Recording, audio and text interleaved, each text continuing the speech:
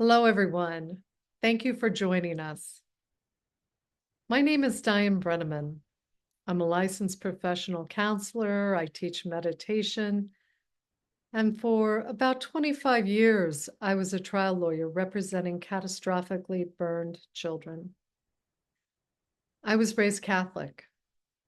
Later in my adult life, I became Methodist. And when I was 30, I began a journey exploring the world's great religious traditions and taking a dive deep into the mystical traditions as well. Over this time, it became clear to me that there is so much more that connects us, so much more we agree on than that which actually divides us. And yet today, our beloved United States is in serious trouble. We are deeply divided in our political beliefs in a way that is destroying our unity and ripping apart our spirits. The days of civil disagreement are dying a not so slow death. Not a week goes by in my therapy practice when I don't hear a tragic story about a family being ripped apart by our political divisions. Given that civil is the root word of civilization, we are seriously threatened by this climate. The most pressing question today is whether or not we can actually be united in these United States. It's easy to dismiss the idea of unity as naive and impossible, but every single great religious tradition preaches unity as the path to God. The teachings of love thy neighbor are universal, and they are the foundation that provide a formula for moving from division to oneness, and doing so through these principles of peace, compassion, and courage. Tragically, though, these teachings are not getting the airtime these days that other more extremist and divisive views are, both on social media and even in mainstream. Many of our religious figures have moved into this extremism or have fallen silent during this most important moment in our history. And so I invite you to take a short period of time here with me. Open your hearts and your minds and hear from some of the greatest spiritual leaders from diverse faiths here in our country today. Sister Joan Chittister is a Catholic nun who has written over 60 books and is a world leader in peace. As Sister makes clear, science supports what religion has long preached. We are actually part of one whole creation. And when we move to separation, we actually stand in opposition of the truth of our unity. Sister Chittister, when it comes to unity, you have written extensively about it. And one of your quotes is one of my favorites. I'd like to read it for us. God has made us and the stars out of the same material. There is no difference between spirit and flesh. We are simply stardust on our way back to the source of life. That's right. That is my deepest belief, and science confirms. There was a time when I was a small child, and they made fun of those who believe in a transcendent God. Not any longer. And then you remember, if you're Christian, you pick up a Bible, and over again, in 4 or 5 places, Jesus says, I am with you at all times. Yes. I am the kingdom of life in you. It's there. God is trying to get our attention. Lama Tsomo is one of the only female lamas in the Buddhist tradition in the United States. She is also a former therapist, a famous author in both Buddhist literature and interfaith literature. She is the founder of the Namchuk Foundation and its beautiful retreat center in Montana. She's a loving mother and grandmother. Here, Lama Tsomo provides a powerful metaphor of the ocean that we are all a part of to support our understanding of both connectedness and individuality. So what strikes me about this prayer, first of all, is that it begins within ourselves. But when you go into the deeply personal, you come to the universal. Then, of course, it goes to community and world. But speaking of that taproot within ourselves that goes into the fully universal, I immediately think of this metaphor that's traditional in Buddhism, which is that of the ocean and its waves. So it's the ocean's nature to make waves, right? And it makes countless waves, yet every single one of them is unique. At the same time, all of the waves are made of ocean. They are ocean as well. And so that metaphor has always spoken really deeply to me. For one thing, I get to have my individuality, and I can express the universal through this particular wave, if you will, the shape of this wave or this lens. And the other thing is that when I see everything from that whole point of view, the ocean and wave point of view, then when one of my fellow waves is suffering, I suffer a little bit. So, of course, when we read the news, and there's so much suffering all over the place, in our own country, in other countries, we read about individuals who are suffering, I can be really moved. I can be moved by seeing a stray dog on the street. And I wouldn't be moved if I didn't have that ocean part, if I weren't also made of ocean, just like that dog, for example. So that's proof of our connectedness, and yet we know we're also each unique. So that's why I love that metaphor. And again, it speaks to compassion. Sister Joan goes on to explain that unity does not mean you have to lose your individuality. And sister, it seems to me that one of the reasons that people are so afraid of unity is that they believe that somehow then they'll have to give up their individuality. Can you help them understand why that's not true? That's a great definition of what's going on. And no, I had not heard that before. I see unity as that which enables diversity. And if we all have unity and you are a bit different, that is your right and your responsibility. Now, Imam Sharif is the Imam of the National Mosque in Washington, D.C. He too is a world leader for peace. The Imam was also a longtime member of the United States Air Force. As Imam Sharif points out, there are differences in people, but only one type of human being. That the creation is one. If the creation is one, and I just mentioned that we just spoke about earlier, that we came from that same creation, that we are one. And just as though there's variety in the creation in different species on the earth, among the human, there's a variety too, but there's only one human type. Yes. There are no two types of humans. And having said that, there's only one human soul. There are many souls, but it's only. Now, despite the reality of oneness, when we are at war, the hatred we possess damages both the other and our own humanity.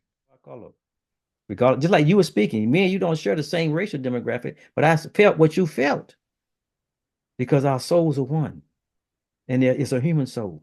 And we haven't contaminated our human soul or damaged our human soul or stopped listening to our human soul. And that's what has happened to where they become inhuman or inhumane or cruel. And then any of that, you go against your own humanity. You strict anytime we hate each other, we attack each other, it's really yourself. Just like you said, that child is mine. We begin to look at children like that. That's mine. That's a part of me. We're hurting ourselves. And what we're doing is we're constricting and we're weakening our humanity as a human being, which is detrimental to us, and which means that we're not going to fare well as we continue to travel through life. We're going to be miserable. We're not going to be happy. It's nothing going to be able to make us happy because we have weakened and damaged our own humanity. And The foundational pillar of healing our country and restoring unity is peace. Tino Herrera trained at the United States' largest Methodist church and then moved to an urban inner core parish where he is quickly becoming an important leader in the world of social justice. Here, Tino speaks to us about the Hebrew word shalom, which of course means peace. But in this particular case, when we talk about being a peacemaker, I think we get to the root word, which is shalom. It is a Hebrew word that goes back to thousands and thousands of generations, defining it simply as wholeness, but also as restoring, reconciling, fixing. And shalom is that completeness, right? For the welfare of not only ourselves, mind and heart, but also the welfare of our community. It means everything is in a right relationship with everything. It's about putting things back together, making it whole and making it right. So I think when we talk about where we're living in today and the current climate we're in today, that gives me the hope pressing forward, defining what peace is, seeing and practicing peace daily, again, with ourselves, but also in connection of who we're doing community with. Now, Reverend Tino goes on to discuss the peacemaking process itself. Tino, speak to us about the importance of the heart in this process, of getting out of the judgmental mind and into the heart. Yeah. There's a theologian, there's a writer, one of my favorites, Richard Rohr, and he puts it at, when we talk about peace and making peace, it opens a faucet that allows the poison to run out of the soul. And that's what's got to happen, right? We cannot make peace with poison within our soul. We can't make peace with revenge that's in our heart. We can't make peace if anger continues to dominate our emotions. And in a way, some of those emotions are valid. We should get angry. We should have that righteous anger. We should get disappointed. Something should compel us to go out and try to make peace. But I think where the struggle is not allowing those emotions to completely overtake us. We know who the peacemakers are, and we know the type of people who are conflict makers. Again, conflict makers harass, belittle, provoke. But peacemakers, again, we search for common ground. We extend respect. We promote noble ideas. More importantly, I think we also learn to listen and seek to understand. I tell you, Diane, you go to a bookstore and you go to the self-help section, you find me a book that teaches you how to listen, and I'll pay you back tenfold, right? Because it's one of the disciplines of our faith, or not of our faith, of our humanity, to really lean into listening to somebody else, even when you don't necessarily agree with them. Can you still see the humanity in them? Can you still see the goodness in them? Dayanand Das is Jewish. He was raised in Israel, and as all young Jewish boys in Israel, spent time in the Israeli military. Dayanand ultimately stepped onto a spiritual path that led him not only deep into Jewish mysticism, but also into the Hindu tradition where he serves as a monk. He is now a Maha Mandaleshwar, which is one of the most auspicious roles in the Hindu tradition. Today, Dayanand is a powerful teacher of both Jewish and Hindu mysticism. Here, Dayanand explains how the Hindu yoga and the Jewish shalom refer to peace and unity? The practice of yoga, the tradition of yoga, the meaning of yoga. If we go to the meaning of the word yoga, what we know today is a practice of disciplines of the body, etc. It's a whole tradition, which means union. Yoga means union. Okay. Yoga also means to move into that place of union with oneself, to become whole and complete.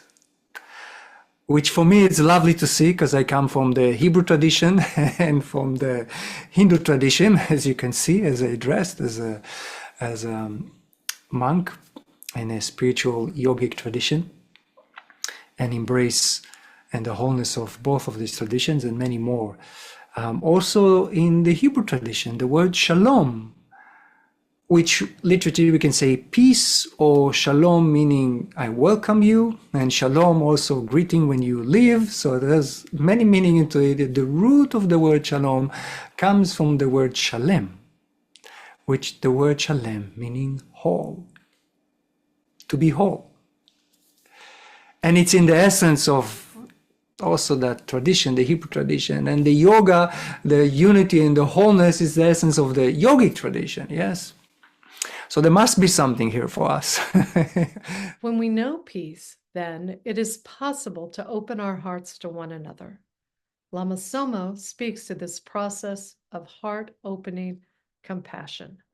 So, Lama Tsomo, it seems to me that righteousness is this experience of the mind, and compassion is through the heart. Can you speak to that? Yeah. We usually have an idea in our minds that we're stuck on, and we can often let our thoughts drive our emotions. Now, we can also have emotions that just drive, Oh, yeah. But again, coming from the point of view of the whole ocean, where you can feel the humanity of the other person, and you can feel the commonality of our being full-fledged members, both of us, of the ocean, no matter who it is, Trump, Harris, whoever it is a wave in the ocean. And so that's the place to come from. And the way we find ourselves, to that place is through our hearts. And so compassion doesn't mean that we roll over or that we don't take action. It means that we do so with an open heart. Yes, and with love and acknowledging our commonality, even as we acknowledge our difference. Both can happen. Dayanand Das also helps us to understand the role of opening our hearts in compassion to ourselves and others, and the necessity of love and healing. Yeah. There is that beating of love. It is the essence. And in that love, there is softness, there is listening, there is acceptance, and love heals. Love heals.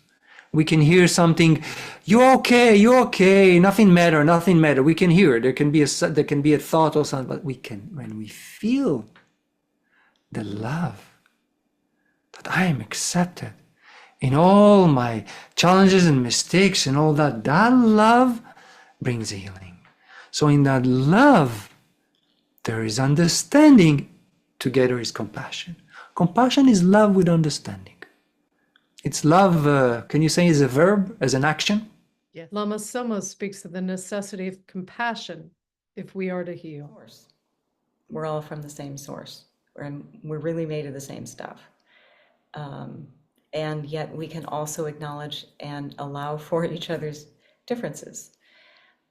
Who of us hasn't pursued happiness as best we can pretty much all the time and tried to avoid suffering pretty much all the time?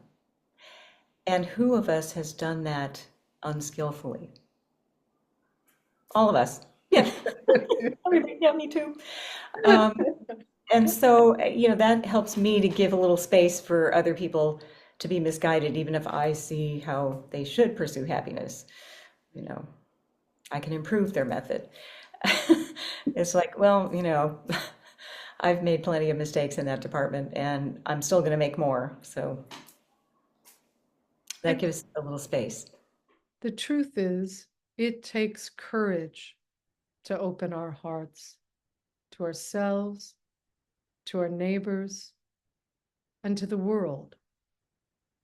Listen to Dayanand Das discuss the practical role of courage in creating unity. And what I like so much about your explanation here is that it's so practical. I think oftentimes people Mm. think of being courageous as doing some sort of superhuman feat, as opposed to a practice of over and over when our heart contracts, Mm. opening again to ourselves and to others.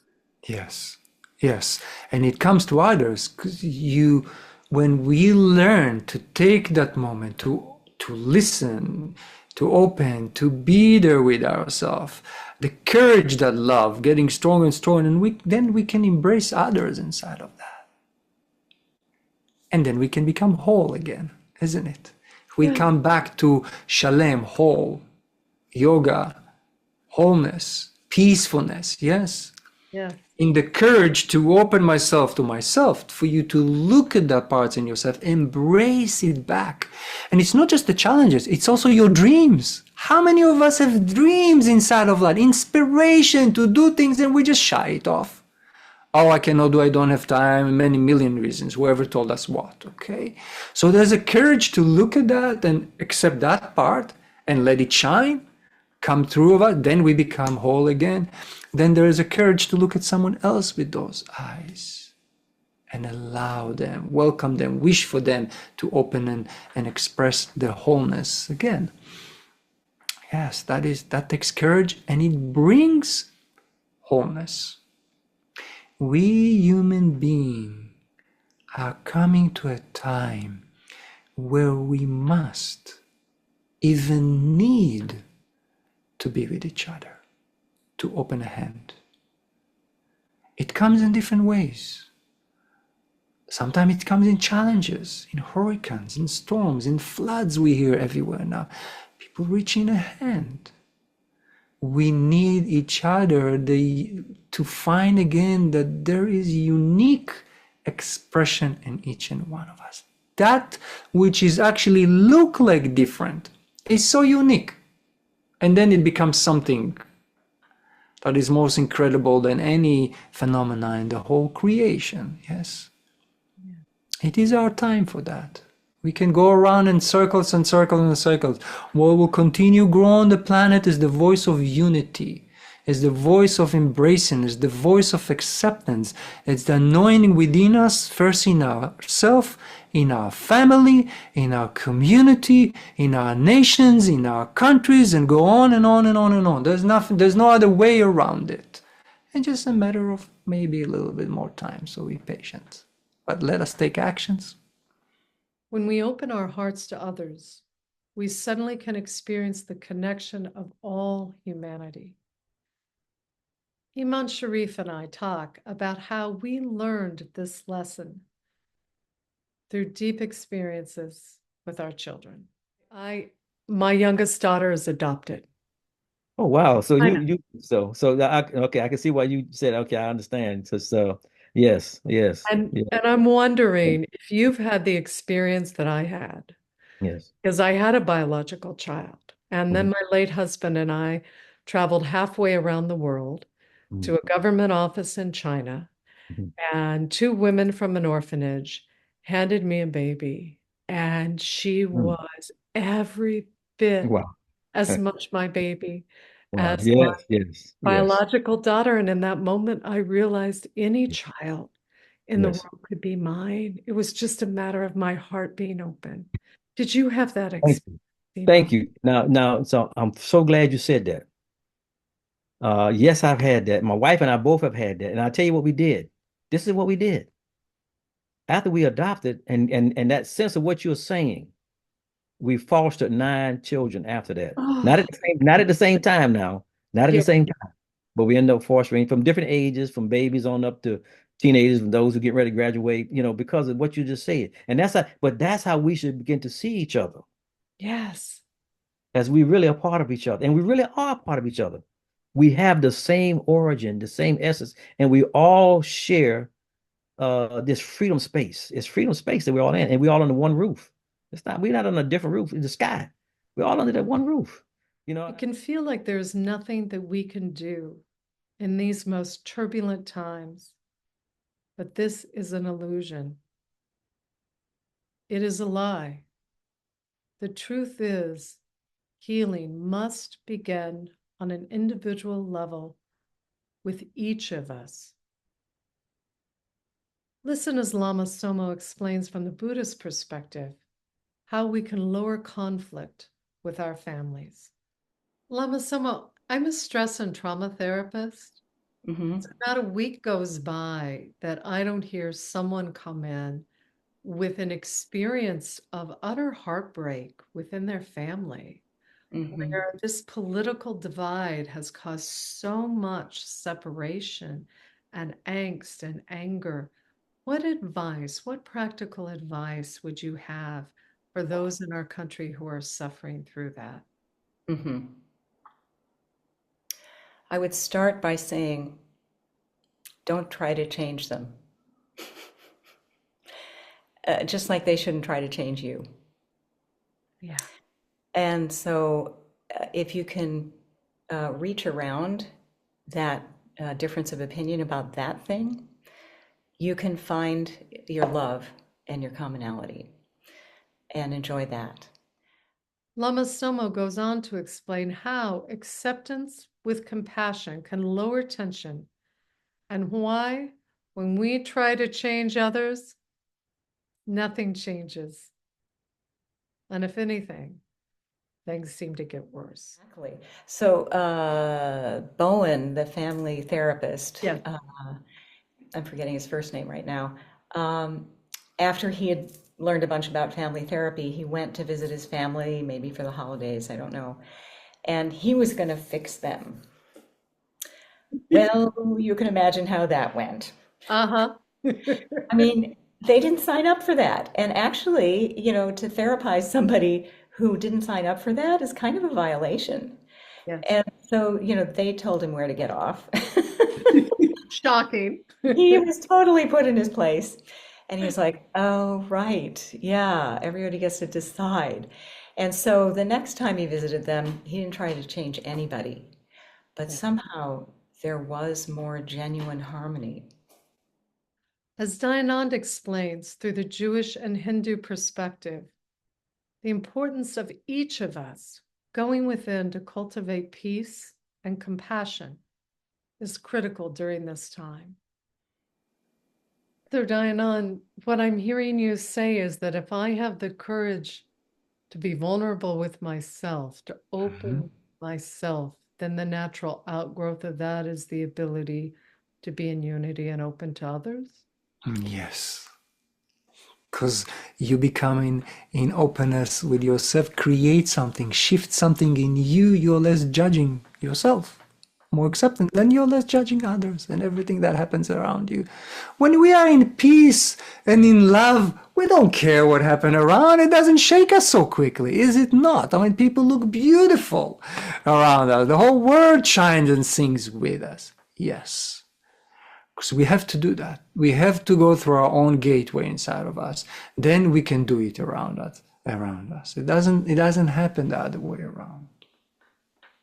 Sister Joan also explains from the Christian perspective how we can begin to unite our human family by living our faith.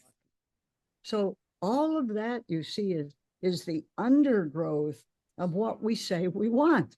We want human unity. Then we have to start where we are, because half of our families are someplace else. So we want somebody at that end to care about your grandchild. And so that we can become a human family of Americans. That's what my heart hopes for. And that's what I think humility and unity are about. Me too, Joe. I loved in that same book, you talk about being in a meditation, Mm. and the one who's leading the meditation, you're watching Jesus do his great works. And then it stops, and Jesus turns to you and says, "And what will you do? Simply stand there looking on?" And what will we? So, in summary, what can we as individuals do? Well, the first thing we're all going to need to do is to remind ourselves that even in the darkest moments, there is always a point of light if we find the courage to see it and to feed it. This requires that we move from our judgmental minds into our compassionate hearts, that we find the courage to see our shared humanity, even in those brothers and sisters that we disagree with. And that we find the courage to continue to keep our hearts open as we take action to live into our faith of love thy neighbor and love thy enemy. It is only through peace, compassion, and courage that we may again live united in these United States. In closing, I wrote a prayer for unity. If you feel called to, I offer it to you and invite you to pray it with me. I'm going to be praying it every day. I hope you'll consider doing the same. During my interview with Lama Tsomo, I asked her to lead us in this prayer. Thank you so much for joining us.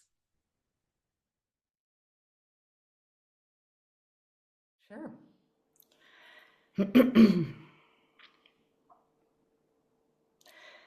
In this sacred moment, I open my heart to all aspects of my being.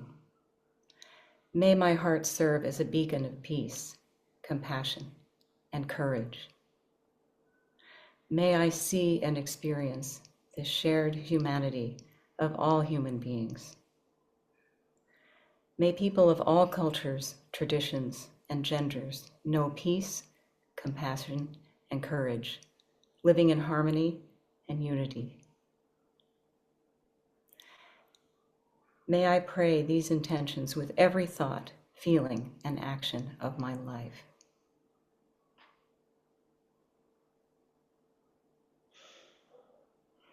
Thank you, Lama Tsomo.